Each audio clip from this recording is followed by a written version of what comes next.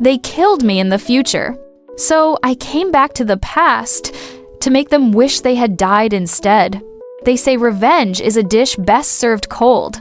But in my case, it was served at exactly 50 degrees below zero. My name is Sarah. And 10 seconds ago, my husband Brad and my best friend Jessica kicked my dog Buster off the back of a moving snowmobile. They didn't even hesitate. One moment, Buster was running beside the vehicle, barking happily, trusting them like he always had. The next moment, Brad turned, gave him a shove with his boot, and sent him tumbling into the snow. Jessica didn't scream. She didn't protest. She just clutched the supplies tighter and looked forward, like it was the most logical decision in the world. They used him, my loyal golden retriever, as live bait to distract the horde of frozen zombies chasing us, while they sped away with my fuel, my food, and my only chance of survival. I watched them leave. The engine roared, then faded into the storm. The only thing left was the howling wind, the crunch of frozen footsteps, and Buster's whimper. That sound broke something inside me. I tried to crawl toward him.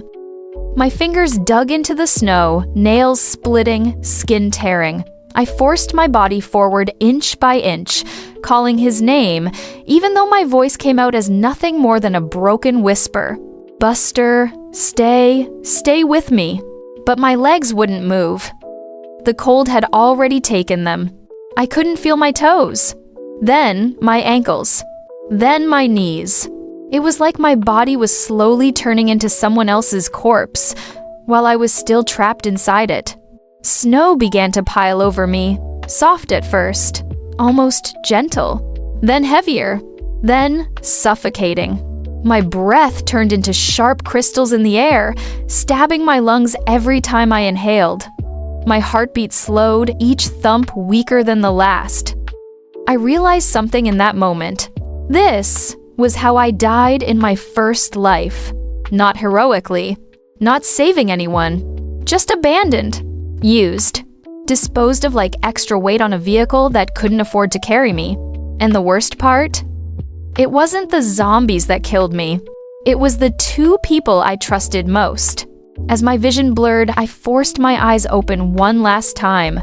Through the blizzard, I could still see the faint trail left behind by the snowmobile tires, slowly disappearing under fresh snow.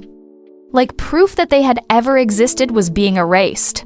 My heart beat once, twice, then painfully, slowly. I didn't pray. I didn't ask for forgiveness. Instead, I stared at that fading trail and whispered into the ice. If I get one more chance, just one. My voice cracked, freezing before it could fully escape. I won't be the victim anymore. I won't be the savior either. A tear rolled down my cheek, instantly freezing against my skin. I will be the villain they deserve. Darkness swallowed everything. The wind, the pain, even Buster's cries. Everything disappeared. Then I heard a sound. Not wind, not footsteps, not the dead scratching through the snow. A soft digital chime. The standard radar alarm of an iPhone. My eyes snapped open. I gasped and shot upright, lungs burning as if they had just inhaled ice shards. My heart slammed wildly in my chest, expecting freezing air, snow, pain. But instead, warm, stale air filled my lungs. I froze. There was no snow, no blood, no storm. Just sunlight pouring through large glass windows, painting golden lines across a polished wooden floor. Silk sheets clung to my damp skin. Somewhere, faint and distant, the sound of a coffee machine finishing its brew echoed through a modern kitchen. For several seconds, I didn't move. I was afraid that if I did, the illusion would shatter and I'd wake up buried in ice again. Slowly, trembling, I looked around. My bedroom. Our penthouse in Chicago. The same cream-colored walls. The same skyline view. The same expensive furniture Brad insisted we buy to match our lifestyle. It looked so normal, so warm, so alive, that it felt more unreal than the apocalypse. My hands shook violently as I reached for my phone on the nightstand. The screen lit up. August 15th. I stared at the date. August 15th. My fingers tightened around the phone until my knuckles turned white. The global flash freeze. The event that ended civilization happened on August 22nd, 7 days from now. 168 hours. That was how long I had been given. 168 hours to decide who I would become. I slowly turned my head to the side. Brad was still asleep beside me. He looked peaceful, innocent. His breathing was slow and even, one arm lazily draped across his pillow. If someone walked in right now, they'd see a successful, charming man resting after a long day of work. They would never guess that in another timeline. This same man kicked his wife's dog into a frozen death trap and drove away without looking back. I studied his face carefully, the familiar curve of his lips, the slight crease between his brows. The man I had once loved so much, I ignored every warning sign. My chest tightened because the cruelest part wasn't the betrayal itself. It was that once I would have died for him without hesitation. I remembered every sacrifice I made. Every time I covered his mistakes. Every lie I pretended not to notice when he stayed out late. Every time I chose to believe his apologies instead of my own instincts. And in the end, he chose himself. Not me. Not loyalty. Not love. Just survival. A strange calm settled over me then. It wasn't rage. It was colder than rage. It was clarity. This wasn't revenge born from impulsive anger. This was balance, cause and effect, action and consequence. In one life, he abandoned me to die. In this life, I simply wouldn't abandon myself again. I gently lifted the blanket and stepped out of bed. My legs were steady, strong, warm. For a brief second, I almost laughed in disbelief. Just minutes ago, they had been frozen, useless lumps buried under snow. Now they carried me effortlessly across the polished floor. I walked to the mirror. The woman staring back at me looked exactly the same as before the apocalypse. Same face, same hair, same eyes. But something inside them had changed. The fear was gone. The hesitation was gone. All that remained was calculation. I didn't scream. I didn't cry. I didn't wake Brad up and confront him, because that would be pointless. Instead, I walked quietly to his office desk in the corner of the room and turned on his computer. Brad loved one thing almost as much as he loved himself. His credit score. He bragged about it constantly, treated it like a trophy, a shield, a sign of superiority. He protected it more fiercely than he ever protected our marriage. So, I decided to help him use it. If the world was ending in 7 days, then rules no longer mattered. Banks were too slow. Too many questions. Too many records. I needed money. Fast, quiet, untraceable. So I went somewhere banks would never touch. The underground lending forums of the dark web. In my past life, I had only heard rumors about this place. A marketplace where desperation met opportunity and signatures were less important than leverage. That's where I found him, Big Tony. In Chicago, Big Tony wasn't just a loan shark, he was an institution. He controlled underground gambling rings, high-interest loans, and debt collections that didn't involve friendly reminder emails. They involved broken kneecaps. My fingers hovered over the keyboard for a moment. Was this too far? Was I becoming exactly the kind of monster I hated? I closed my eyes and remembered the sound of Buster crying in the snow. The hesitation vanished. I typed in Brad's full personal information, social security number, driver's license details, the deed to his parents' suburban house. Even the documentation for his vintage Porsche collection, the one he polished every weekend, like it mattered more than anything else in his life. Loan request? $500,000. Collateral? Everything he valued most. Reason? Bridge funding for a cryptocurrency startup. I hit submit. 10 minutes later, my phone rang. A deep, gravelly voice spoke from the other end. "Is this Brad?" My voice came out calm, professional, detached. "This is his personal assistant. Mr. Brad is currently in a meeting, but has authorized me to finalize the loan agreement on his behalf." Silence. Then a low chuckle. "He must be very confident," Big Tony said. $500,000 isn't pocket change. He's willing to put his parents' house and his vehicle collection up as collateral, I replied smoothly. He needs immediate liquidity. Another pause. Then Tony laughed again, a dry, humorless sound. "Tell your boss something," he said. "If he misses the payment next week, we don't send letters, we send men, with baseball bats." I smiled slowly, staring at Brad's sleeping reflection in the mirror behind me. "Don't worry," I whispered into the phone. "He'll be there, because in 7 days, the world would end. And Brad didn't know it yet, but he was already in debt to a monster."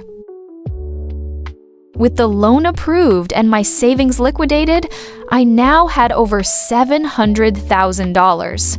More than enough to survive the end of the world. More than enough to make sure Brad didn't. I left Chicago before dawn. Brad barely questioned it when I told him I was visiting my sick mother in Texas for a week. He hugged me, kissed my forehead, and told me to travel safe, like a caring husband would. But I felt it. That subtle relief in his body when I said I'd be gone. That tiny pause before he answered. That flicker of freedom in his eyes he tried to hide. He was already imagining Jessica in our apartment. Already planning the life he would live once I was out of the way. Perfect. Exactly what I wanted. I drove south without stopping, the highway stretching endlessly beneath my tires. Every mile away from Chicago felt like a mile away from my past life, and closer to my future. My destination was my family's old ranch in the Texas Panhandle. Isolated, forgotten, off the grid. And most importantly, sitting directly above a natural geothermal pocket. In my last life, that detail meant nothing to me. Now it meant everything. When the flash freeze hit, air temperatures would plummet to -50 in less than an hour. Power grids would fail, fuel lines would freeze. Cities would become glass coffins filled with trapped, dying people. But underground, the earth would still breathe warmth. That warmth would keep me alive, and keep everyone else out. I didn't sleep for 3 days. Instead, I turned money into speed. I hired 3 contractor crews under strict non-disclosure agreements, paying triple their normal rate for overnight work. They didn't ask questions. They didn't care what I was building. Money has a way of making curiosity disappear. We weren't just digging a bunker. We were engineering revenge. Steel-reinforced walls were installed first, layered deep into the earth like the shell of a buried fortress. Ventilation shafts followed, fitted with military-grade filtration systems designed to block smoke, toxins, even airborne pathogens. Not that it mattered. The cold would kill faster than any virus ever could. I supervised everything personally, every measurement, every material delivery, every seal and bolt. If I made one mistake, I would die again. And this time, there would be no second chance. Food came next. I didn't buy cheap survival rations or tasteless emergency packs. I refused to live like an animal, even in the apocalypse. If I survived, I would survive well. 3,000 pounds of freeze-dried ribeye steak were delivered in insulated crates. Lobster tails followed. Gourmet coffee beans vacuum-sealed for long-term storage. Wheels of aged Parmesan. Dozens of cases of expensive French wine. Luxury wasn't about comfort. It was about control. Every time I ate well in the bunker, it would remind me of the truth. I was not the victim anymore. I was the one who prepared, the one who adapted, the one who won. A solar grid was installed across the property, feeding into 5 Tesla Powerwalls stacked inside the bunker's core chamber. Even if the sun disappeared behind endless blizzards, I would still have weeks of stored energy. And when that ran out, the geothermal heat would remain. Constant, quiet, reliable, like the earth itself was choosing my side. The hydroponic garden was my favorite part. Rows of LED-lit racks filled with soil-free growing trays lined one entire wall of the bunker. Tomatoes, lettuce, herbs, small pieces of living green in a world that would soon turn white and dead. In my last life, fresh vegetables had become a luxury worth trading bullets for. In this life, they would grow quietly beside me. Proof that even at the end of the world, life could still exist if you were smart enough to prepare for it. The final step was security. High-definition cameras were installed along the entire perimeter, connected to a central command system underground. Motion sensors, infrared detection, automated alerts. And then, the fence. A 10-foot steel fence, reinforced and electrified. When the installation crew finished, the structure towered over the dry Texas grasslands like the walls of a modern fortress. It didn't take long for my neighbor, Mrs. Gable, to notice. She marched across the property line in broad daylight, hands on her hips, expression tight with disapproval. The kind of woman who believed rules were sacred and exceptions were personal insults. "Sarah!" she shouted before she even reached me. "What is this monstrosity? You didn't get HOA approval for a structure of this height. It's blocking my view of the horizon." In my old life, I would have apologized, tried to explain, tried to keep the peace. This time, I simply looked at her. Really looked. In 4 days, this woman would freeze to death in her perfectly organized home, still believing rules and paperwork mattered in a dying world. The realization didn't make me feel cruel. It made me feel detached. "It's not a fence, Mrs. Gable," I said calmly, holding my blueprint like a gallery brochure. "It's a modern art installation called Mind Your Own Business. And it's electrified, 10,000 volts. Her face paled instantly. "So unless you'd like a very permanent hairstyle," I added softly, "I suggest you step back." She gasped, muttered something about lawsuits and police reports, then stormed off toward her house. I watched her go without emotion. In a few days, laws would be meaningless. In a few days, survival would be the only rule left. By August 21st, the bunker was complete. Every system tested, every supply cataloged, every contingency planned. All that remained was one final loose end: Brad. I couldn't allow him to sit comfortably in our heated Chicago penthouse while the world outside froze. That would be mercy. And mercy was something he never showed me. So I logged into our shared utility accounts. Gas service, canceled. Electricity, canceled. Effective date, midnight, August 21st. Exactly 24 hours before the flash freeze. Next, I hired a moving company to redecorate the apartment while Brad was at work. They removed the heavy thermal blackout curtains we used during Chicago winters and replaced them with thin decorative lace ones. Beautiful, useless, and completely incapable of blocking cold air. They took the thick down comforters from our bed and replaced them with light cotton sheets. Elegant, minimalist, deadly. Then they cleared the pantry. Every canned good, every emergency ration, every hidden snack, gone. Only a few boxes of crackers and random condiments remained, like the sad leftovers of a life that no longer existed. Finally, I wrote the note. I forced my handwriting to look shaky, uneven, like it had been written through tears. Brad, I know about Jessica. I found the messages. I can't stay here. I'm leaving. But I'm not heartless. I know things are getting worse out there. I've hidden gold coins and emergency supplies for you. You can find them at this address in the old warehouse district. Good luck." I read the note twice, then smiled faintly. The address didn't lead to a storage unit. It didn't lead to a safe house.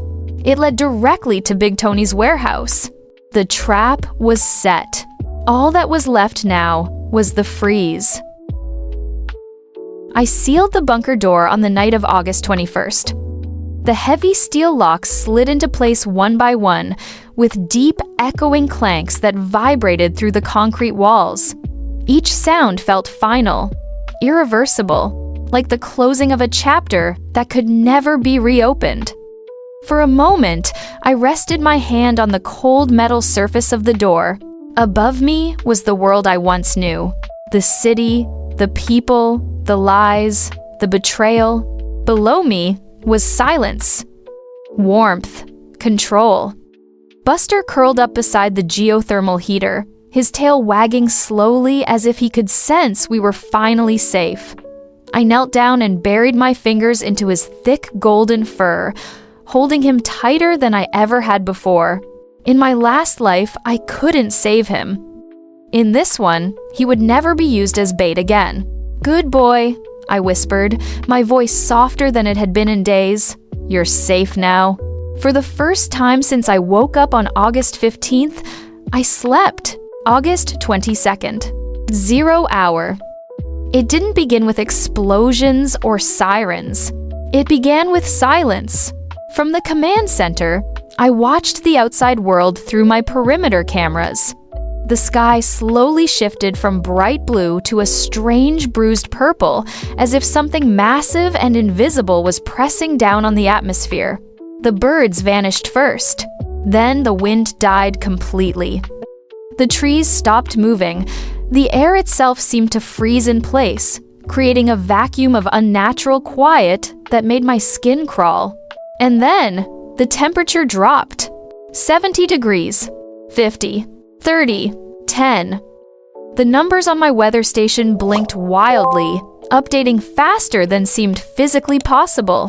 0, -10, -20, all within less than an hour. The flash freeze had begun.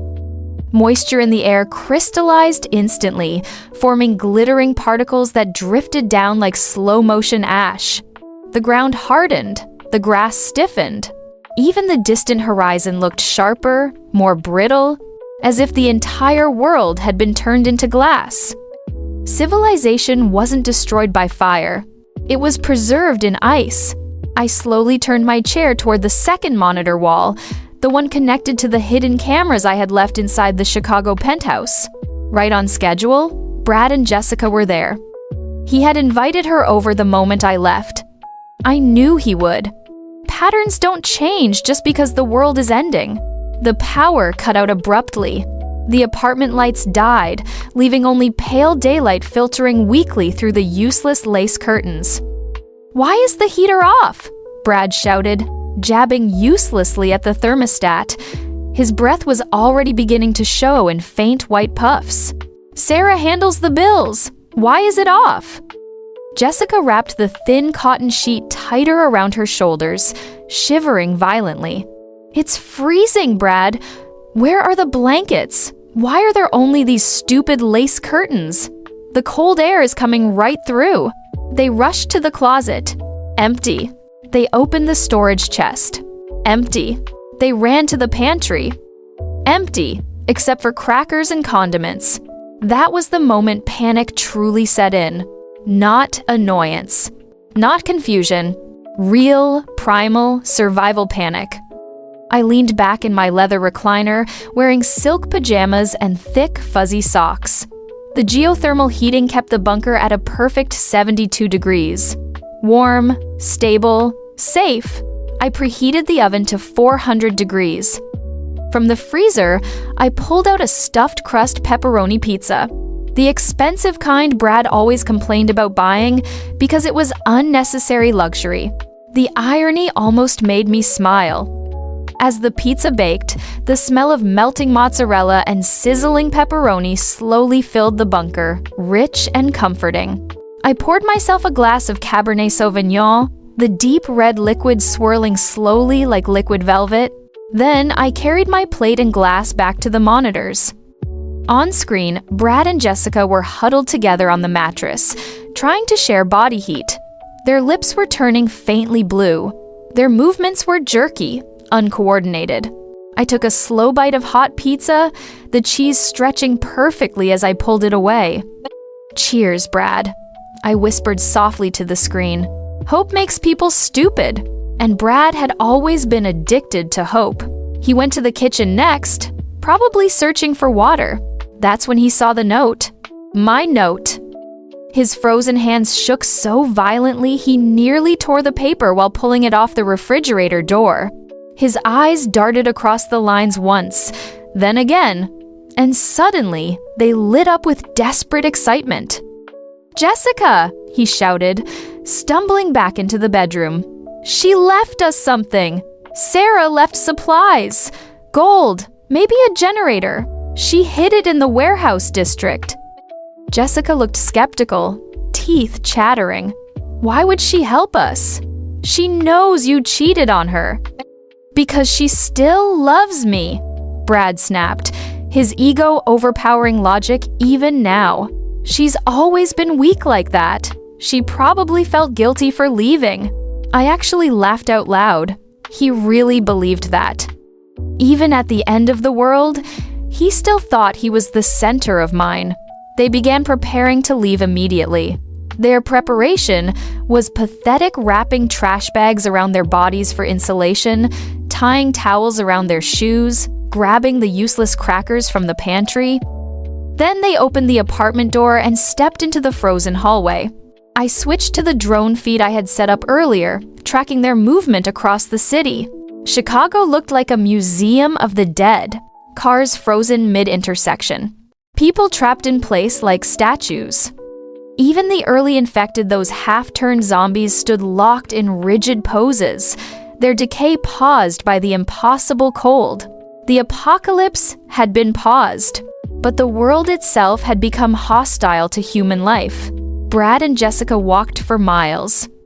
I watched them stumble repeatedly on the icy streets, saw them fall, get up, and keep moving, driven only by the promise of warmth and gold that didn't exist.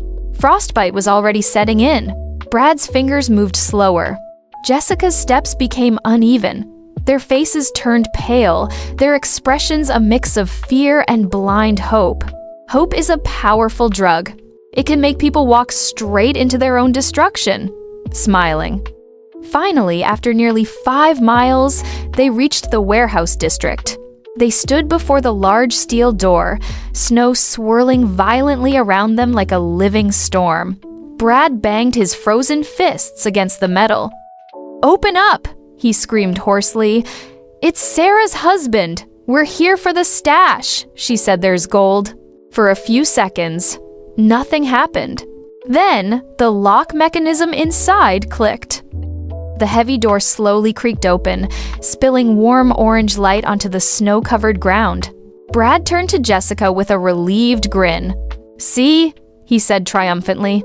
"I told you. She still loves me. We're saved." He stepped inside.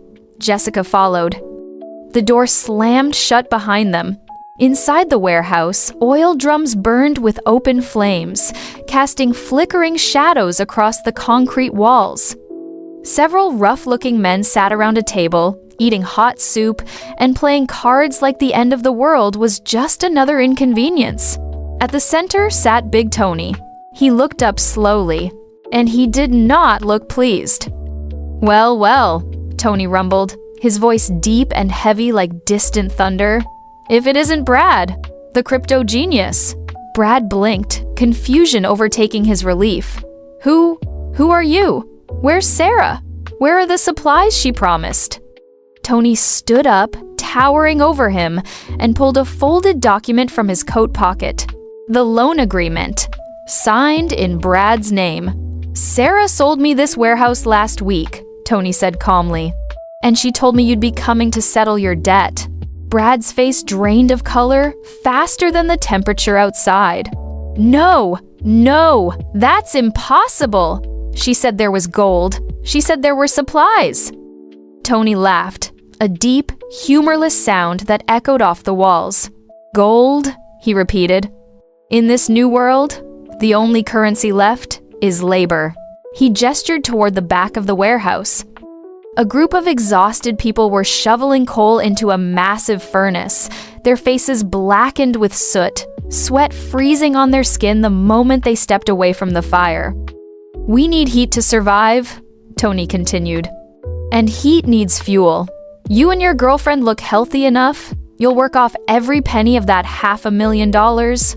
One of the enforcers stepped forward and shoved a heavy, rusted shovel into Brad's trembling hands. "Start shoveling," Tony said coldly. "Or we throw you back outside.